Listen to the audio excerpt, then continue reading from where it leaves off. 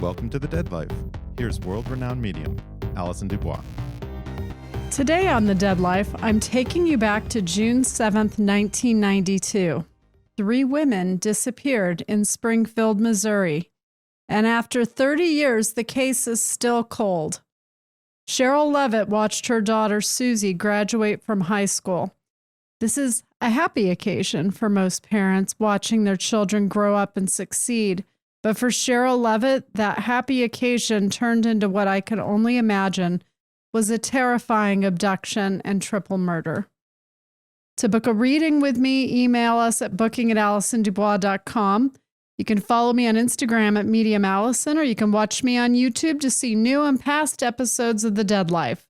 Don't forget to pick up a bottle of my Divination 22 Money Potion Vodka or Love Potion at One Handsome Bastard in Old Town Scottsdale. Give them as a gift and be the most popular person at the party this holiday season. My process when I do a write-up on a case is to write down the impressions that come to me and write them down. I then pass my write-up on to law enforcement for them to follow up on any leads it may give them. With the Springfield 3, that was the process I followed. This case is the hardest kind of case for me to work because the bodies were never recovered.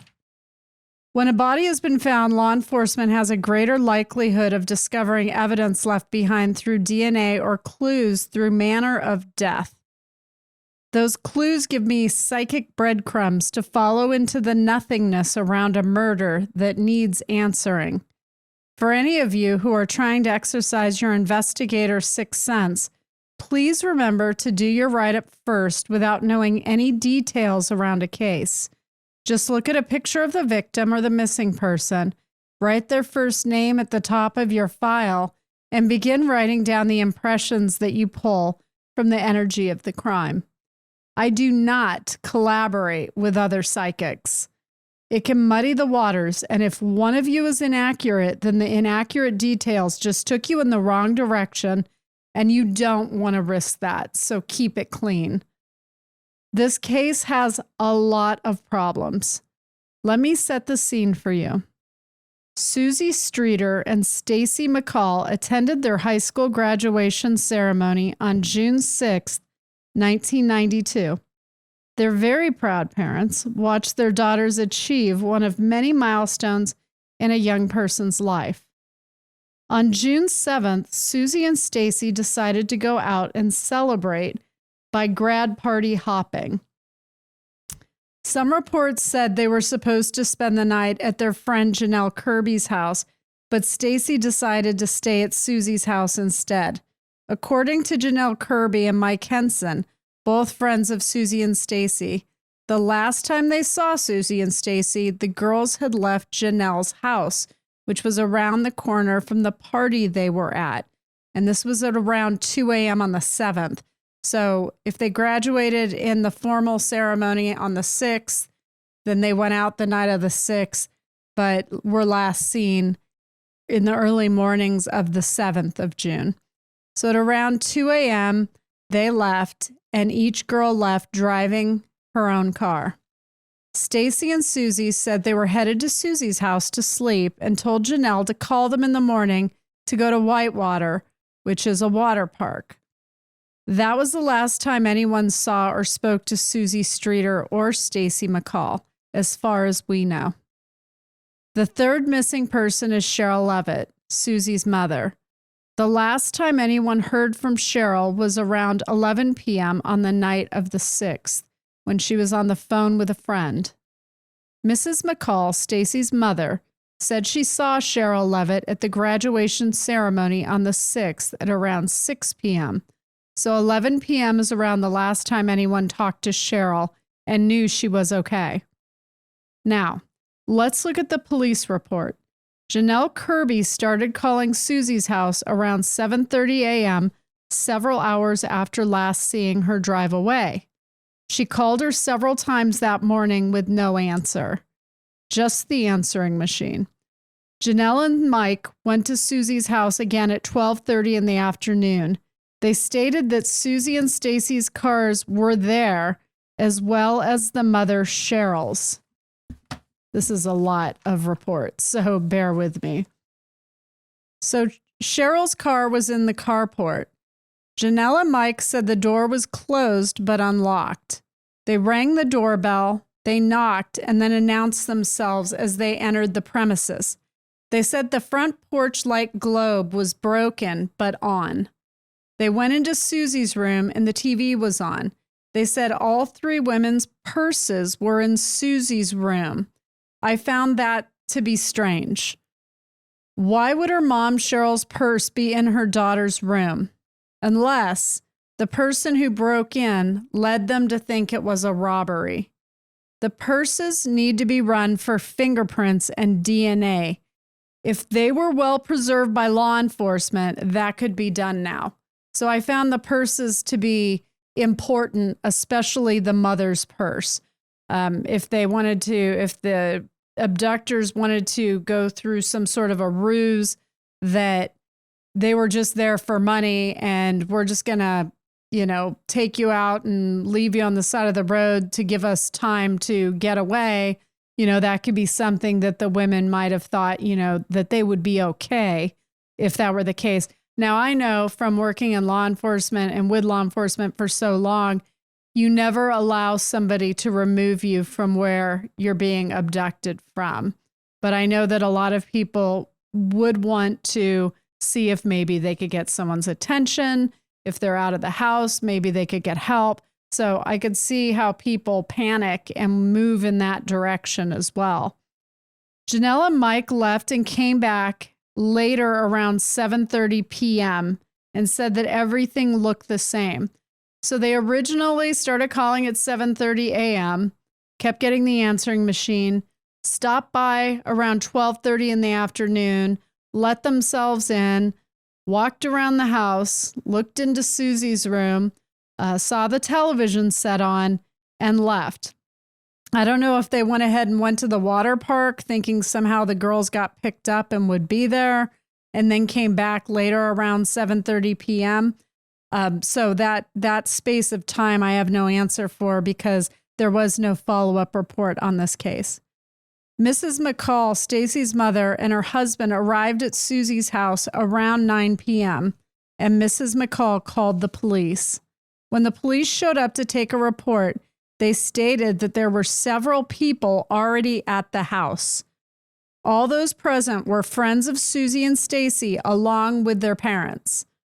Prior to the officers' arrival, Janelle's boyfriend had cleaned up the broken glass from the porch light. So this is unfortunate because the only clue that they had that anything was amiss was the broken glass globe that fits around a light bulb on a porch light. And apparently Michael cleaned it up. So did the police retrieve that broken glass?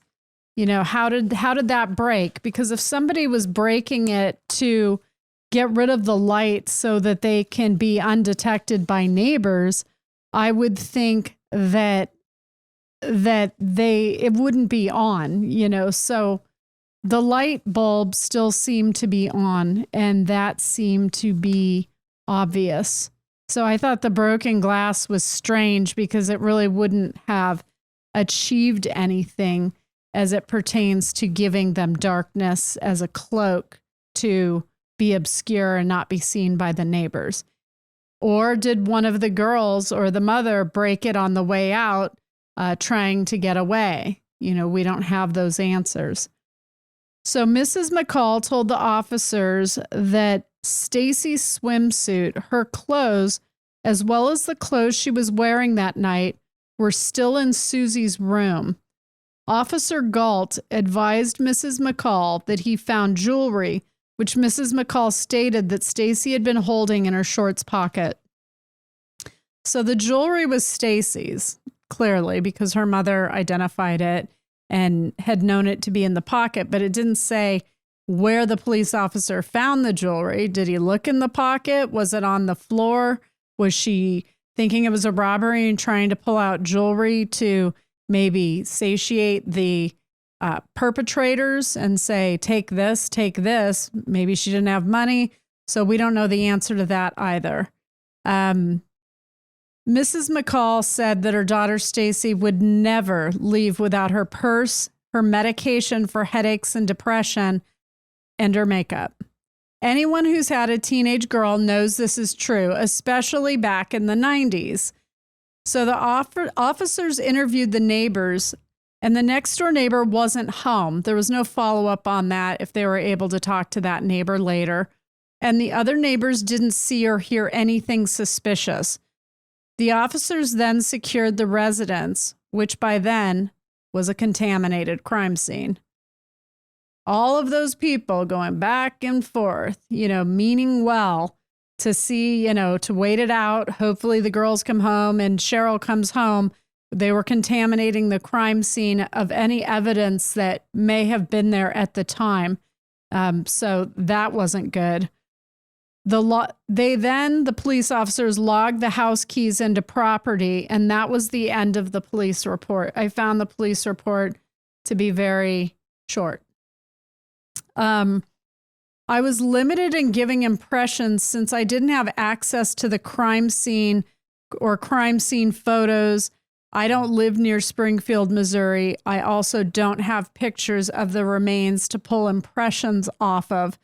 So here's what I could get based on an online picture of the women on the police site and their first names. Again, I never have worked a case with this little access, but I'll give it a shot. Okay, some of what I sensed when I did my write-up earlier. One of the first things I kept getting a dog barking. I didn't know if asking the neighbors specifically about hearing a dog barking could establish a timeline for the disruption in the house. I picked up on cigarette butts in the yard that belonged to the assailants. The DNA would be very important in this case. Did the police collect cigarette butts from the front yard? The purses in Susie's room surprised me because I didn't get robbery as a motive. I sensed that it was sexually motivated. The assailants could have led them to believe that all they wanted was money, but it wasn't. I sensed a young man who was fixated on Stacy specifically. The two men felt linked to me, meaning maybe they're related. They felt very close. Susie's window also felt important to me, and that there would be evidence around the windowsill. I kept seeing a man crouched down, trying to peer through Susie's window from the outside. I also got two assailants. This doesn't feel like one person. It felt like two. The mother, Cheryl, wasn't necessary. She didn't feel like the focus of this crime, but she woke up after hearing a commotion coming from Susie's room. So maybe she heard a dog barking. Maybe she heard voices. My sense is that the guys went there hoping to spend time with Susie and Stacy, but the girls weren't interested. They were actually both very annoyed and scared. The girls recognized one of the guys. So to me, this is somebody who knew them, or had seen them. One knew them, one had just seen them. This wasn't totally planned out. It felt messy to me. The assailants were improvising. They didn't know what to do. I had some energy on whoever lives 3 houses down. I'm not sure what their connection is, but I kept seeing 3 houses down as being important. Sometimes that can be that evidence is thrown in the yard there. Sometimes the person that commits a crime is connected to someone in the house, or it could be someone in the house. So I'm not sure. Again, I didn't have any photographs of areas to go by. The TV felt important to me, as though the perpetrator had touched the volume setting. So I don't know if they turned it down or turned it up, but I felt like the volume setting had been touched. So I'm hoping they still have that in evidence. A friend of mine who's a psychic medium gave a description of a perp years ago on a case that pointed the finger at an innocent man because they had the same name. For that reason, I'm leaving my in-depth description of the perps out of this podcast episode. Some of my other impressions were of one of the men threatening the women with hurting the others if they didn't cooperate. So I feel like they were using each of the victims as leverage to keep the other women under control. This is not an ex-boyfriend. The perps came in contact with the girls at one of the parties.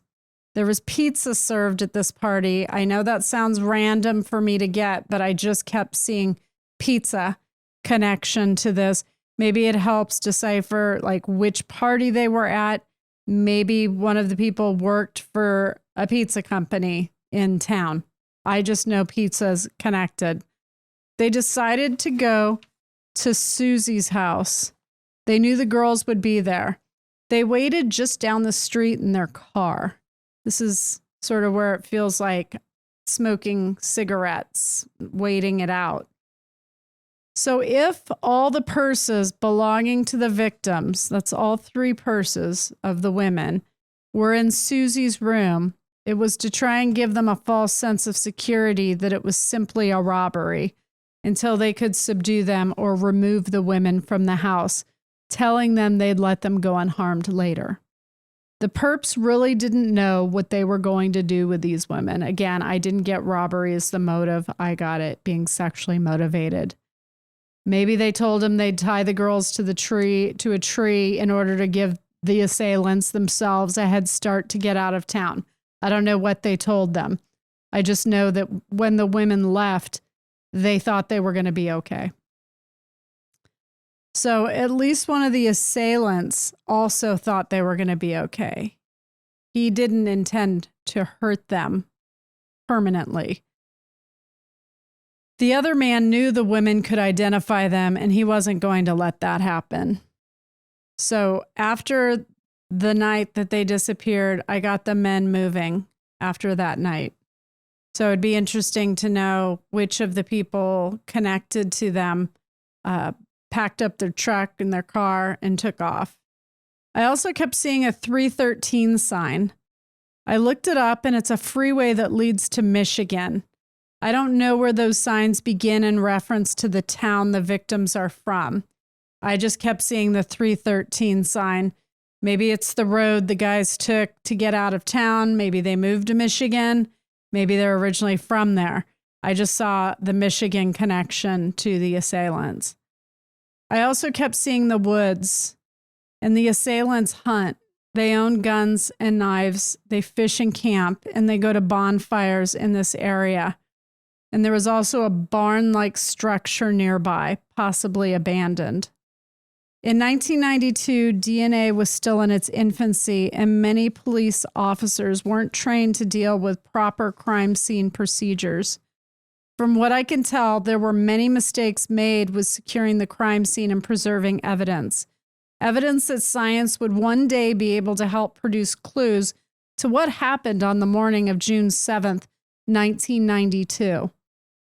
Cases like the Springfield 3 are the most difficult to solve. 30 years have passed, so time isn't on our side. Evidence doesn't seem to have been preserved very well. But I have very little information on the evidence that was taken into custody. The crime scene was contaminated by all of the well-intending friends and family. That's not optimal. So it seems to me that Stacy and Susie's friends, Janelle Kirby and Mike Henson, are the best witnesses to anything helpful. They were the last ones to see the girls, and they were in and out of the crime scene during the day of the abduction. Has hypnosis been used to extract clues from the day the girls disappeared? Did Mike and Janelle see headlights follow the girls out down the road after they left Janelle's house? Did Mike spend the night at Janelle's? Does he have a solid alibi to be able to disclude him? I know that the girls knew one of the perps, so eliminating suspects is key in getting to the right people. My sense is that multiple people know or suspect who committed this crime, and they just want to leave it in the past and not get involved. So this case, again, worst case scenario, because you're not dealing with somebody directly tied to the victims as far as being family or a husband. Also, the crime scene was contaminated. There's very little information. It seemed to me that the police, as well as the friends of Susie and Stacy and Cheryl, almost seemed like they were just waiting for them to come home and didn't want to bother the police, which was a mistake. If earlier in the day, when Janelle and Mike, and again, I'm armchair, quarterbacking this, and I understand that. So I mean no disrespect to Janelle and Mike, and they were young, and young people don't want to deal with law enforcement. They don't want to do something that'll get them in trouble, or that people will, think that they're causing some sort of a dust up over nothing. So I understand why they didn't call. But if Janelle and Michael had called the at least the mother of Stacy earlier in the day and then called the police at 12:30, that would be 7 hours before all of this happened. Maybe the glass wouldn't have been cleaned up off the porch by Mike. Perhaps they would have been able to establish clues and rope off the house and make sure that it wasn't a contaminated scene. Even back in the 1950s, 60s, 70s, the police, the detectives, the great detectives, were the ones that knew that science would catch up one day to the killer, and they would carefully preserve fibers and blood and body fluids, a feather, a penny, like anything that was at the crime scene that could be pertinent later in the future when we were going to be able to use it as some sort of evidence, and we'd have the scientific methods to extract clues from. And it just doesn't seem in this case as though that was done. I would like to hear more about that.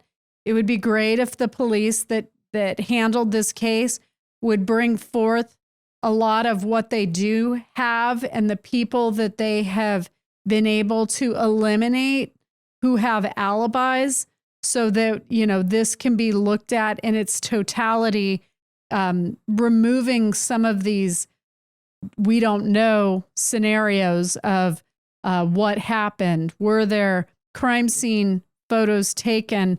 Are the purses preserved to where they could be tested now? Was the TV kept to be run for fingerprints? Did they do that back then? I just don't know what was done. So I will say that the great detectives of the past were very good at securing everything for the future. I hope that was done in this case so that we could have some answers as to what happened to Susie, to Stacy, and to Cheryl. It's a case should not go this long without being solved. And in this day and time, because we have DNA and forensics, it's more likely to be solved than not. In my view, the way I see things, if things are properly collected, there's almost always going to be something that the perpetrator left behind that can tie them to the crime. So I found this incredibly frustrating. I did my best in pulling the impressions. I will say, even though I'm not going to give the profiles of the two men because I don't want a finger being pointed to the wrong townie or person in town that was there at the time, I will say one thing that kept standing out to me connected to one of the perpetrators was a green army jacket. I just kept seeing him in this green army jacket as though it was his favorite. So maybe there's somebody back there in Springfield, Missouri, who will think back to 1992. And if there was a young guy who wore a green army jacket regularly, I don't know if he was discharged from the military or if it's his dad's and it's sentimental to him. But I did just keep feeling that there are family members that know what went on.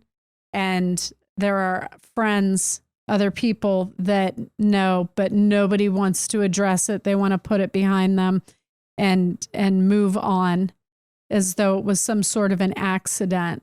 At least I believe that's what the killers would say. So let me know what you think. Tune in next week for a fresh episode of The Dead Life. I'm Allison DuBois. This is The Dead Life. And to all of my believers out there, don't stop believing. Join us next week on The Dead Life. And don't forget to subscribe now to get notified of every new episode.